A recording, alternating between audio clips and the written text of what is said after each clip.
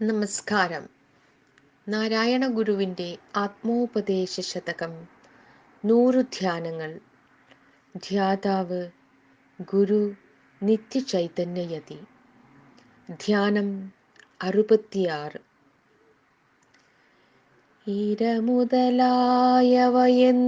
ഇപ്രകാരം വരുമിനിയും വരവറ്റു നിൽപ്പതേകം.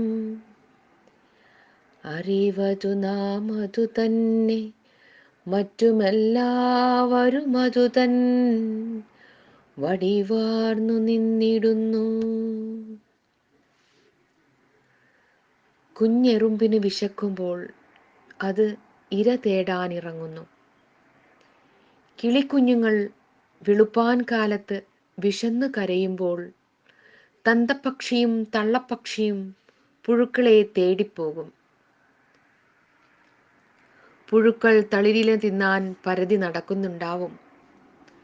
മുക്കുവന് വല നിറയെ മീൻ കിട്ടിയാൽ അത് വിറ്റ് ഉപ്പും മുളകും അരിയും തേങ്ങയും വാങ്ങിക്കും. പട്ടണവാസികൾക്ക് നായാട്ടിനു പോകേണ്ടെങ്കിലും ജീവിതാവശ്യങ്ങളുടെ നിറവേറ്റലുകൾക്കായി പണം സമ്പാദിക്കാൻ പോകണം. കുഞ്ഞെറുമ്പ് വളരെ തെരഞ്ഞു നടന്നതിനു ശേഷമേ അതിന് ഒരു മണി അരിയോ ഒരു ചത്ത വിട്ടിലോ കിട്ടാറുള്ളൂ. വേട്ടയ്ക്കിറങ്ങുന്ന കിളികളും മീൻപിടുത്തത്തിന് പോകുന്ന മുക്കുവനും ഭാഗ്യം കനിയുന്നതുവരെ തെരഞ്ഞു നടക്കേണ്ടി വരും. ഇങ്ങനെയൊക്കെ ആണെങ്കിലും എല്ലാ ജീവജാലങ്ങൾക്കും എന്നും ഏറെക്കുറെ സമയം തെറ്റാതെ അന്നപാനാദികൾ കിട്ടാറുണ്ട്. ജീവികളിൽ പ്രാകൃതികമായ ആവശ്യങ്ങൾ ഉണ്ടാകുന്നതും അവയുടെ നിറവേറലിനായി തെരയുന്നതും അലംഘനീയമായ ഒരു നിയമമാണ്. ആ ഏർപ്പാടിൽ അനിവാര്യതയുടെ കാർക്കശ്യമുണ്ട്. എന്നാൽ ആവശ്യങ്ങളുടെ നിറവേറലാകട്ടെ യാദൃച്ഛികതയുടെ ലോകത്താണ് സംഭവിക്കുന്നത്. അത് മുടങ്ങാതെ നടക്കുന്നത് ഒരു അതിശയമാണ്. ഭൂമുഖത്തും ആകാശത്തും ജലത്തിലുമായി കോടാനുകോടി ജീവികൾ ആഹാരം കഴിച്ച് ജീവിക്കുന്നുണ്ട്. ആഹാരം കിട്ടാതെ വരുന്നത് കോടിയിൽ ഒന്നു തന്നെ കാണുകയില്ലെന്ന് പറയാം. അതോർക്കുമ്പോൾ ജീവിതാവശ്യങ്ങൾ ഉണ്ടാക്കുന്ന പ്രകൃതി തന്നെ അവയുടെ നിറവേറ്റലും ഏറെക്കുറെ കൃത്യമായി സാധിച്ചു കൊടുക്കുന്നു എന്നു കരുതാം. അതിൻ്റെ രണ്ടിൻ്റെയും ഇടയിൽ അനുമാനിക്കുവാൻ കഴിയാത്ത ഒരു അന്തരാളമുണ്ട്.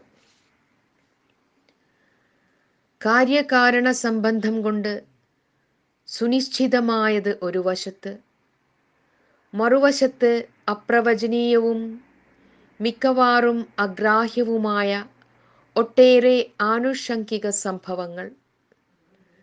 ഇത് രണ്ടും കൂടിച്ചേരുമ്പോൾ ഉണ്ടാകുന്നതാണ് ദൈനംദിന ജീവിതത്തെ ഭരിക്കുന്ന ഭാവരൂപപ്രധാനമായ പ്രതിഭാസം. ഈ വസ്തുതകളെയെല്ലാം കൂടി ചുരുക്കി ഇര മുതലായവയെന്നും ഇപ്രകാരം വരും എന്ന് ഗുരു പറഞ്ഞിരിക്കുന്നു. വരികയും പോവുകയും ചെയ്യാതെ നിർവിശേഷമായി എന്നും നിൽക്കുന്ന ഒരു പരമാർത്ഥമുണ്ട്. അത് കേവലമായ അറിവാണ്. ഇങ്ങനെ പറയുമ്പോൾ ലോകത്തിൽ രണ്ട് സത്യങ്ങൾ ഉള്ളതായി പറയുന്നത് പോലെ തോന്നും. ഫിനോമിനോളജിസ്റ്റുകളും എക്സിസ്റ്റൻഷ്യലിസ്റ്റുകളും ഇവയെ ഫിനോമിനൽ എക്സിസ്റ്റൻസ്, പ്രതീത്യ സത്യ എന്നും ട്രാൻസെൻഡന്റ് ബീയിങ്, സർവാതിരിക്തമായ ഉണ്മ എന്നും രണ്ടായി പിരിച്ചുവെച്ചു പറയുന്നു. ജാൻ പോൾ സാർത്ർ എന്ന മഹാൻ അദ്ദേഹത്തിൻ്റെ ഉണ്മയും ഇല്ലായ്മയും എന്ന ഗ്രന്ഥത്തിൽ ഈ രണ്ട് സത്യങ്ങളെയും കൂലങ്കഷമായ നിരൂപണത്തിന് വിധേയമാക്കിയിരിക്കുന്നു. അദ്ദേഹത്തിൻ്റെ അഭിപ്രായം ഇവ രണ്ടും പുറമേ നിന്ന് പ്രവേശിക്കാനാവാത്തതും പരസ്പരം ബന്ധപ്പെടുവാൻ കഴിയാത്തതുമായ രണ്ട് അടച്ച പെട്ടികളാണെന്നാണ്. എന്നാൽ ആ തരത്തിലല്ല ഗുരു ഈ രണ്ടു വസ്തുതകളുടെയും നേർക്ക് നമ്മുടെ ശ്രദ്ധയെ ആകർഷിക്കുന്നത്. എല്ലാ മാറ്റങ്ങൾക്കും ഇടം നൽകുന്നതും സുഖ ദുഃഖ സമ്മിശ്രമായ സകല അനുഭവങ്ങൾക്കും അംഗീകാരം നൽകുന്നതുമായ യാതൊരു പ്രതിഭാസത്തെയാണോ നാം ദൈനംദിന ജീവിതത്തിൽ കണ്ടുകൊണ്ടിരിക്കുന്നത്, അതിൽ നിന്നും അന്യമല്ല നിരപേക്ഷമായ നിത്യസത്യമെന്ന് പറയുവാൻ ഗുരുവിന് ഒരു സംശയവുമില്ല. മൂന്നാമത്തെ ശ്ലോകത്തിൽ പറഞ്ഞ ജലനിധി തന്നിൽ ഉയർന്നിടും തരംഗാവലിയുടെ പ്രാതിഭാസിക സത്തയായ വടിവിനെ ഈ പദ്യത്തിൽ കുറെ കൂടി സൂക്ഷ്മമായ ഒരു പരിശോധനയ്ക്കായി അവതരിപ്പിച്ചിരിക്കുന്നു.